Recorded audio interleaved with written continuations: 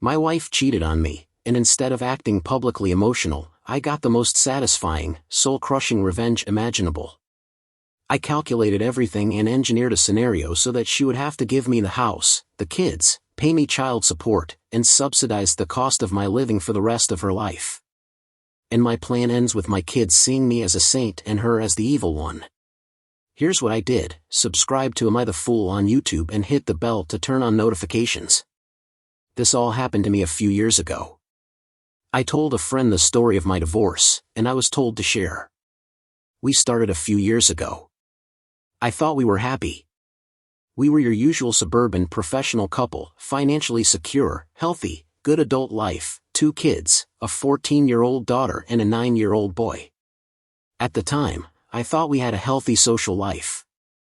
We were going through one of your typical married couple rough patches. Both of us were working long hours, not spending enough time with each other.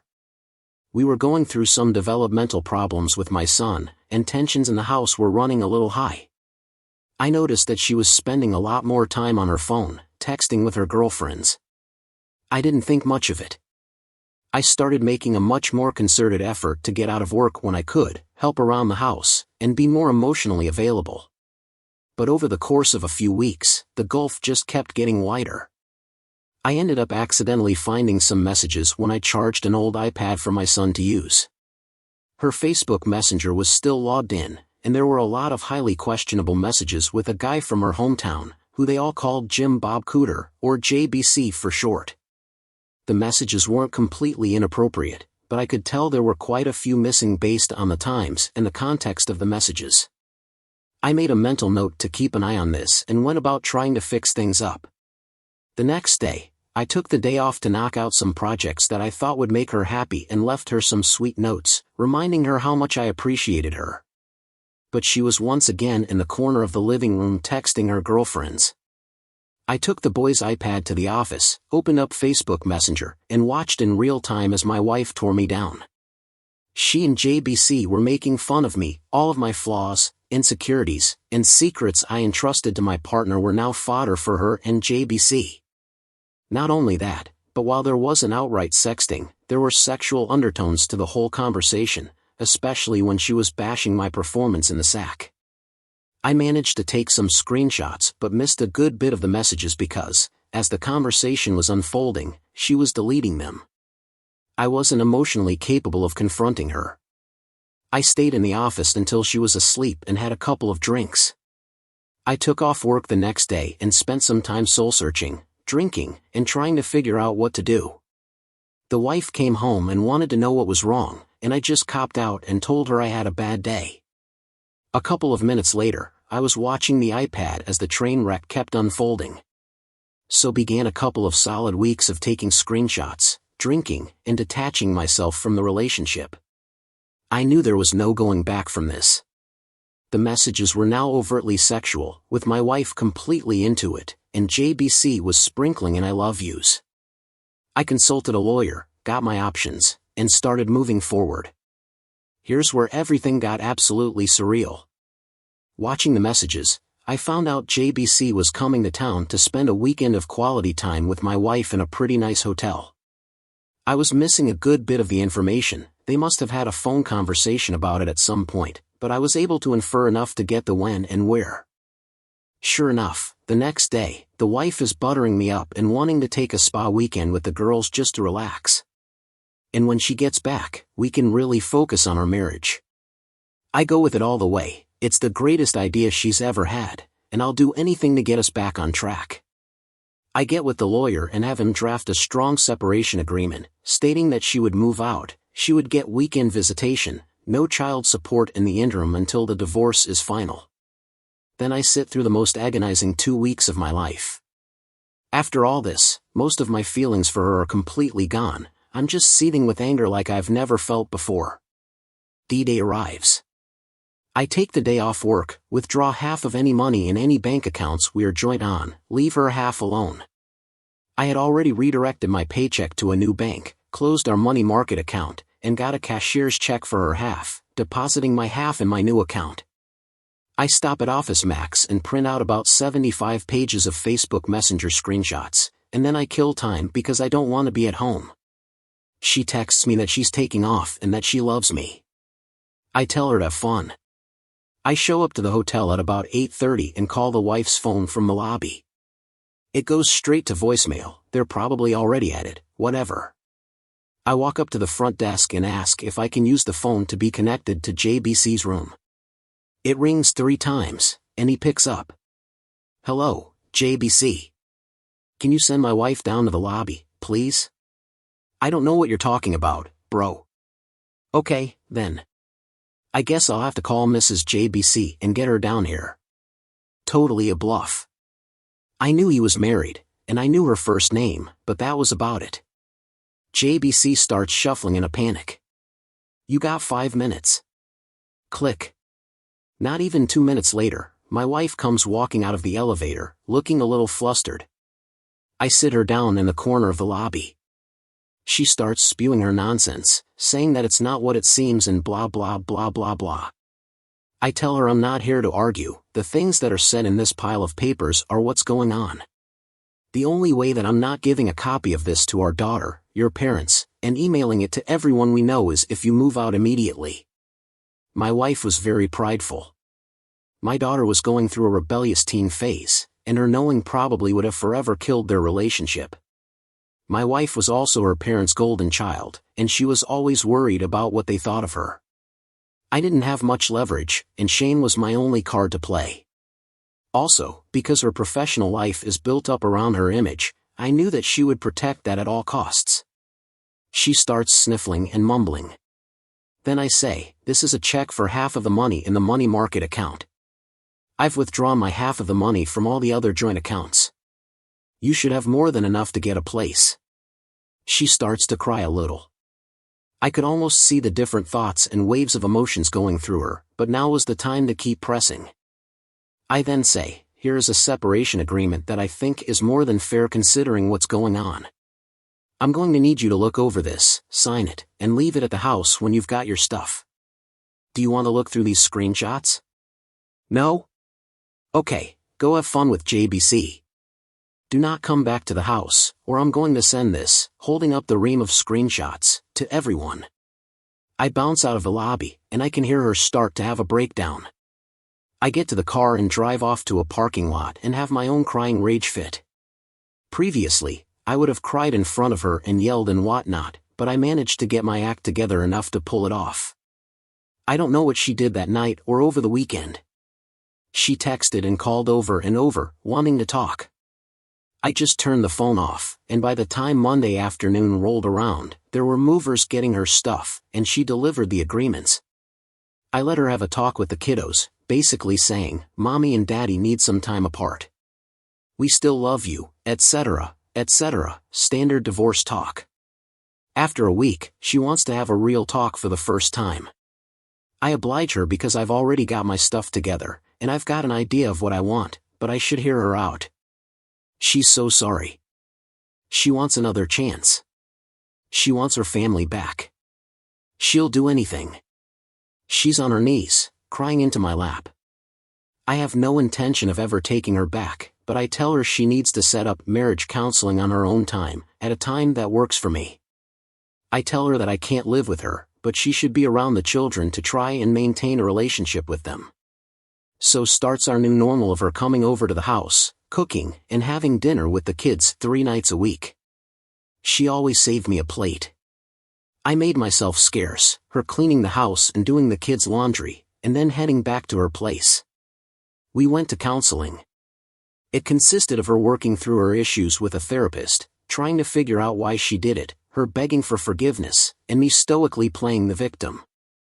I was never going to give her another chance. All I wanted to do was kill time, establish myself as a primary caregiver to the kids, and establish her as not having residency in the house. After a few months, I go to my own therapist, and I get diagnosed with depression and PTSD. I ask my work if it's possible to go part-time for the foreseeable future to deal with personal issues, and it's no big deal. After 6 months of therapy, I told her that I couldn't forgive her right now and that I wanted an amicable divorce. But she is still the love of my life, and maybe someday we could give it another try. She was devastated but agreed to the divorce if I promised to try again someday. Once the divorce was filed, I needed the kids to want to stay with me. I left a Google search for how to survive your wife's infidelity up on the shared PC at home and left some printed out infidelity articles not so hidden in the kitchen. My daughter found them and came to me crying. I told her she wasn't supposed to find those, that mom made a mistake, that mom still loves her, and that I would always be there for her. My daughter, who used to hold my wife in such high regard, now wouldn't talk to her without screaming, and it crushed her. Not surprisingly, when the court needed statements from the kids a few months later, little brother followed big sister's lead, and they both wanted to stay with dad in the house that they grew up in. When the divorce was finalized, I got the house. I had to buy out some of her equity, but that's okay. I got primary custody of the kids. I got awarded generous child support due to the difference in our incomes, due to me working part-time. And now, for the last 2 years, I've gotten to live in the house with my kids, work part-time, and get the now ex to subsidize it for me. And when she takes the kids over the weekends, I get to have my fun with Tinderellas and some friends with benefits that I've cultivated. In the eyes of my kids, I'm the patron saint of fatherhood for taking the high road and always being there. In the eyes of my ex, I'm the one that got away that she will always pine for. And I get the bonus of having her come over for friskiness whenever I wanted by dangling that carrot of maybe getting back together in front of her. But that is never going to happen. So was I the fool for how I handled getting cheated on by my wife? The original poster here basically pulled out the Uno reverse card. I don't think you can really ever recover from being betrayed in that way and being hurt that badly. But somehow, he was able to look beyond that and try to salvage anything that remained. One thing I will say is the original poster is obviously the victim here. He was hurt, he was betrayed beyond belief, and basically, she was trying to make him out to be the fool. But the one thing that doesn't really sit right with me, even though she is the one who damaged the relationship, is the way that the OP handled the situation with the kids. Yes, she did break her promise to you, but that doesn't mean that all bets are off. It sounded to me like there was an understanding that she agreed to his terms. He doesn't blast her to the kids about what happened, but instead of having that next conversation, he strategically laid everything out for them to find it, so that way he could absolve himself of saying, well, I didn't tell them. But it's kind of like this version's equivalent of lying by omission. I think the kids should have a right to know, but the whole point of it was to talk about it together. At least that's what I would assume the wife would have wanted. That's the whole reason why she's signing that paper, not to never tell the kids. If that was the case, it wasn't clear. It just felt a little manipulative to the kids, but I know not everyone's going to agree with that. I know a lot of you guys probably think that he was totally in the right to do so. But anyway, besides that, this was wild. You rarely ever hear of a story working out like this. Usually, it's somebody that cheats in a marriage and somehow miraculously ends up with all the prosperity to follow afterward. The person they cheated on has to fund their lifestyle for whoever they're continuing to be with after the marriage is even over, through alimony or through divorce payouts, you name it. I think most people probably wouldn't have even understood to do this in the first place, so it makes me wonder if the lawyer is the one who told them how to do all this. Like I said a second ago, I don't think this guy will ever fully recover from this. He was going above and beyond trying to save this marriage by leaving work early when it was probably pretty difficult to do so, only to have her talking to some other guy behind his back in secrecy. And then, not only that, but to physically act on it. She went to the hotel, she was in the room. It wasn't some theoretical cheating, she was actually there. But let me know how you guys see this situation. Do you think that what he did here was going too far, or do you think everything was totally justified? Let me know your thoughts down below. Fool or not, how to get rid of an HOA, /hicctl, fool and why. HOA scams its residents for over 10 years before one person who moves in finally fights back. Here's what happened. A good friend of mine, about 4 years ago, inherited the house of his grandparents. He decided to live there for the time being until he decided what he wants to do with the house. He grew up in it, so he did not really want to sell it. Not even a week after he moved in, he got a visit from a neighborhood committee. They said they are the 3 board members of the HOA, homeowners association, and are here so he can sign his membership papers. They were extremely nosy and rude. For example, one tried to get into the garage without so much as asking.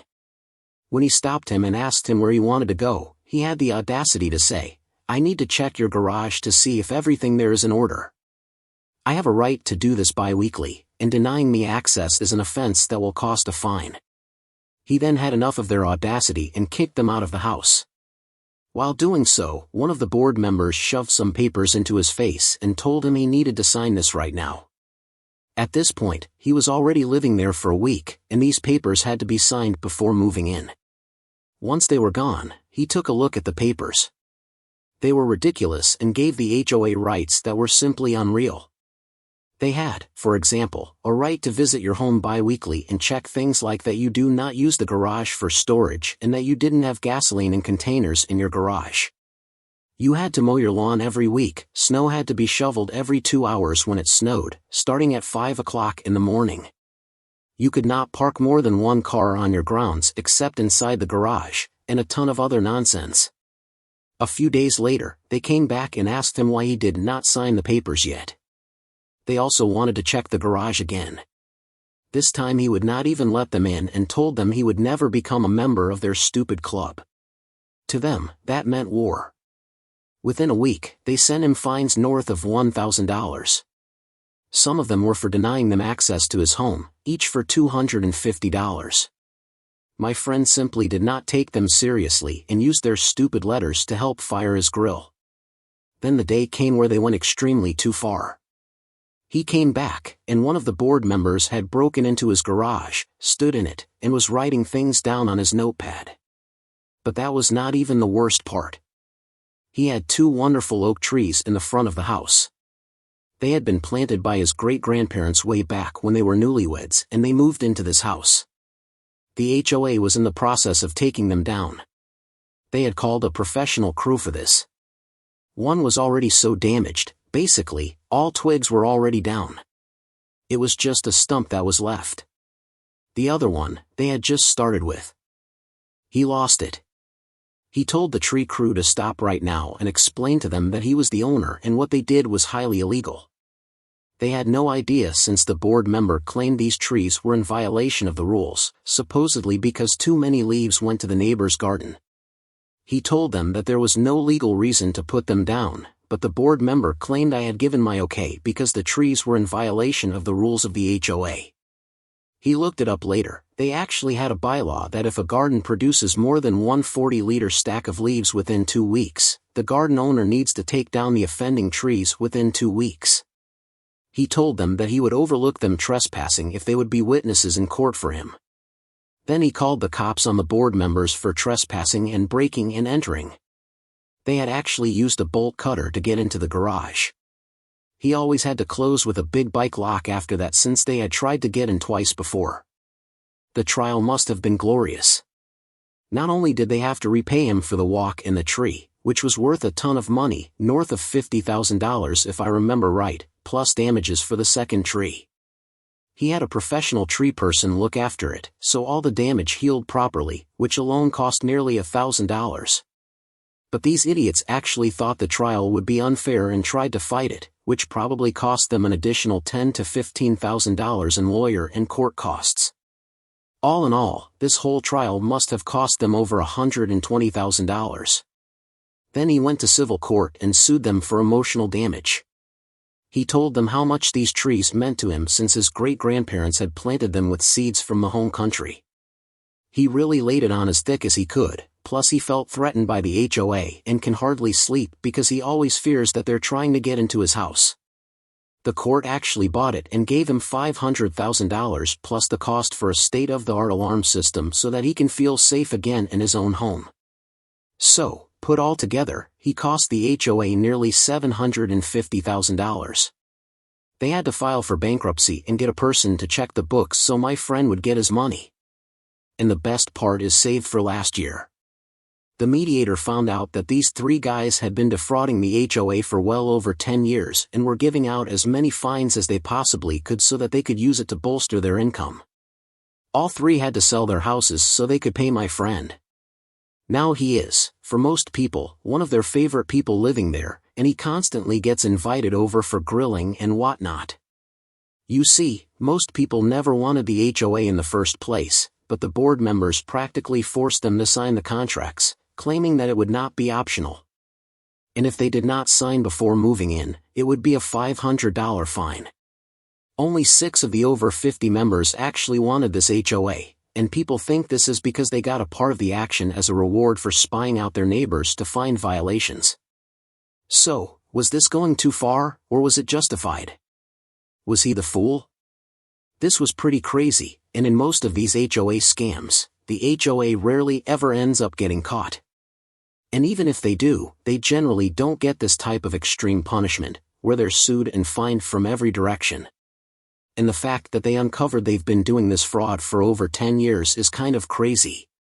It sounds like a situation where they made some extra money, didn't get caught, decided to do a little bit more, didn't get caught, decided to do a little bit more, again and again and again for 10 years, to the point where their greed just got out of control. And now that's their new normal. If you've ever been in a situation like this, feel free to submit your stories via the link in the description. But if not, how would you handle this? Let me know down below. When you subscribe, make sure to hit the bell to turn on notifications. To finish listening to all the stories in this series, use the playlist at the top of the description. Thanks a lot for listening. We'll see you guys next time.